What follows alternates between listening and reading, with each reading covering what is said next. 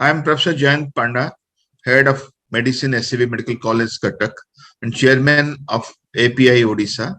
I invite all of you to the update of Day 4 of APICON Jaipur.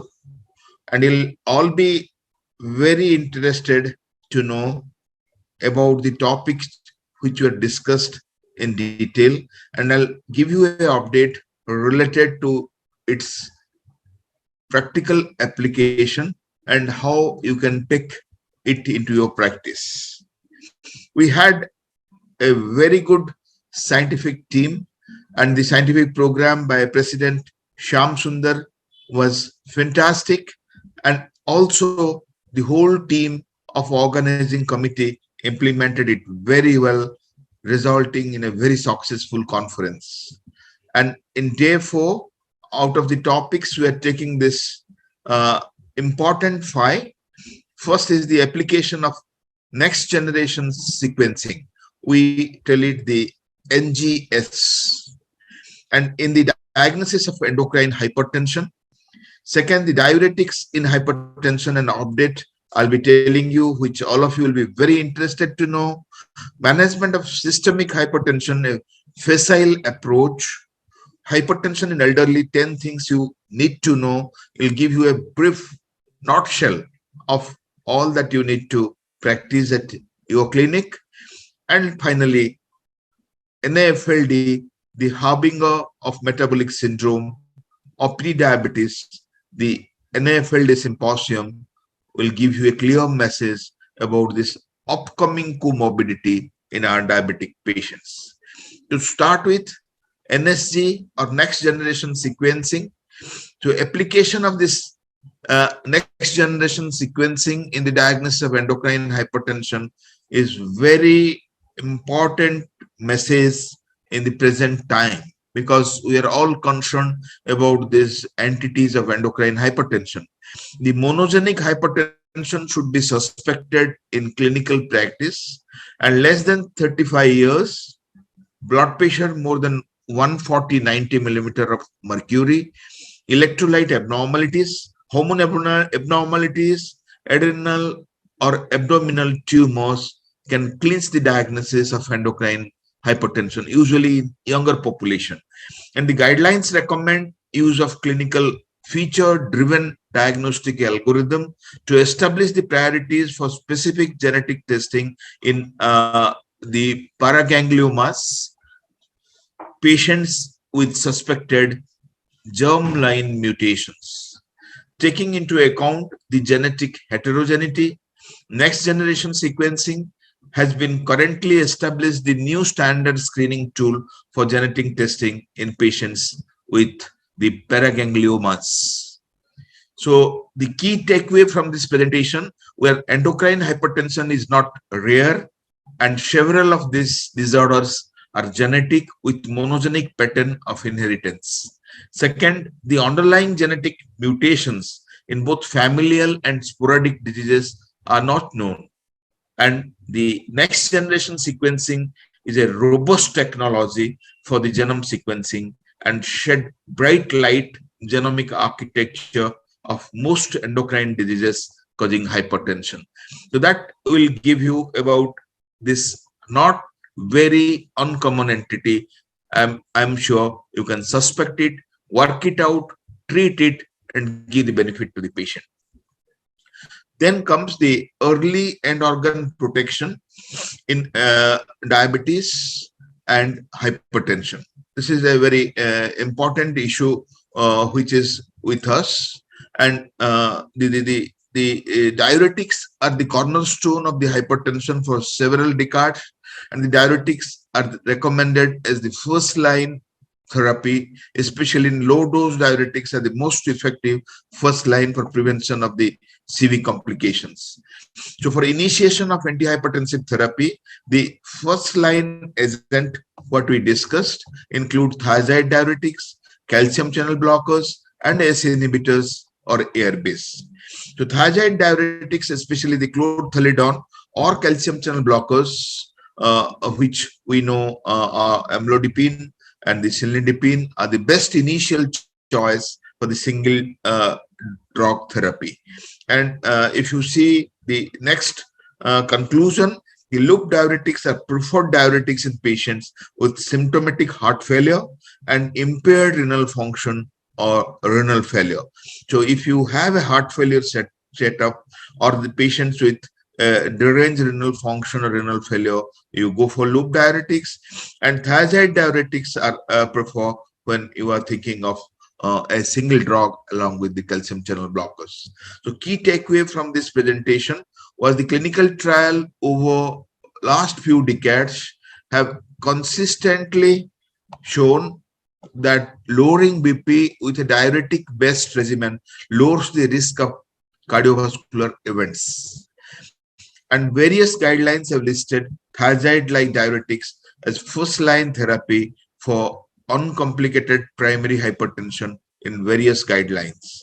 And the eplerenone and the spironolactone are considered as add-on therapy to reduce blood pressure in patients having resistance hypertension in those without any aldosterone state. So then let us come to the next topic, which is very relevant for all of us. The topic tells the management of systemic hypertension, a facile approach. So the risk of cardiovascular disease increases significantly for adults with hypertension, and eliminating these risk factors affects overall cardiovascular disease prevalence. Drug therapy of hypertension vividly been clearly shown to lead a really sustained reduction in systolic and diastolic blood pressure, thus improving the primary and secondary outcomes. In patients who are 65 years or over, elderly patient, ambulatory and living in the population, the goal remains a systolic blood pressure less than 130 millimeter mercury. If older patients have high burden of comorbid conditions, shared decision making with the clinical assessment and the team-based approach is important. With this, I'll tell you the key takeaways from this very informative presentation. The first one is overall early management and treatment of hypertension by primary care physician or general practitioner will certainly improve the cardiovascular outcome. And it's mandatory to stick on to the target blood pressure guidelines, assessing the CVD risk, encouraging lifestyle changes, and recommending multiple drug regimens. By personalizing the approach, depending on ethnicity and the heart failure class, a reduction in the cardiac events, hospitalizations, and overall negative outcomes can be expected. So then we come to much wanted hypertension in elderly, 10 things you need to know. And I'll tell you those 10 things which you have to give little attention. The first is there is a dramatic increase in the hypertension prevalence with aging. By age 70 years, the majority of people have hypertension. Second, in older adults, the hypertension is characterized by an elevated systolic blood pressure with normal or low diastolic blood pressure due to age-associated stiffening of large arteries.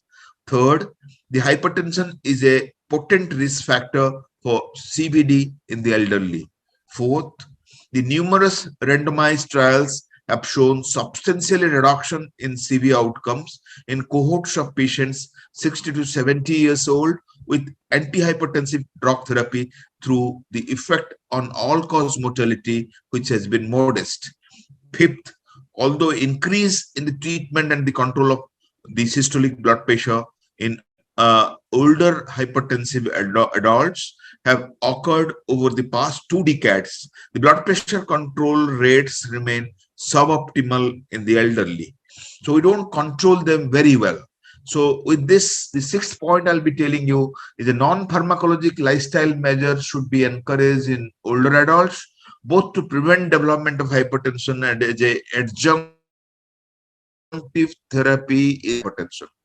7th, to initiate antihypertensive therapy, a threshold of 140-90 millimeter mercury in persons 65 to 78 years, and a threshold of systolic blood pressure of 150 millimeter mercury in people aged more than 80 years is reasonable. So 8th point tells the diuretic the ACE inhibitors, the ARBs, the calcium channel blockers, the beta blockers that you know as the very useful first line six drugs have all shown benefit on severe outcomes in the randomized trials among elderly cohorts, and choice is dedicated by efficacy, tolerability, comorbidity, and the cost. Ninth tells the initiation of antihypertensive drugs in the elderly should generally be at the lower dose with gradual increments as tolerated. And last and the final, the 10th point regarding the hypertension in elderly, I want to tell you is the high prevalence of both cardiovascular and non-cardiovascular comorbidity among the elderly dictates need for the great vigilance to avoid treatment-related side effects. So I'm sure when you are dealing with an elderly person, little aged, maybe 65 years or more, you will put these 10 things in your mind, and this will give you a general good clinical approach for this group of patients. And with this, we'll come to our last topic, the NAFLD, non-alcoholic fatty liver disease, the harbinger of metabolic syndrome or pre-diabetes, the NAFLD symposium. So you know about this condition, and it doesn't tell about liver only, it tell about the person's overall metabolic risk, and the liver is certainly positioned in the metabolic syndrome where the NAFLD can be considered as the consequence of metabolic syndrome, and the reciprocal crosstalk exists wherein the liver may actually drive the diabetes mellitus or the cardiovascular disease, and these synergistic effects become more complex and create a vicious cycle. So the key takeaway from this presentation, India is evolving into the diabetes capital of the world, and the NAFLD is emerging as an important cause of liver disease. So we have already included the NAFLD as a part of the metabolic syndrome in the Indian patients. And the crosstalk between the organs presents an interplay which reduces the compensatory hypersecretion of insulin from the pancreas and the liver and plays a central role. So early screening and management of NAFLD with integrated approach is important. So that's all, friends, that I want to speak about the highlights of the day 4. And I am sure if you have heard this with attention, these are very important topics starting from the endocrine hypertension to the NAFLD, and this will be much used in your clinical practice when you are sitting before and planning to work out and manage. And thank you again for the attention.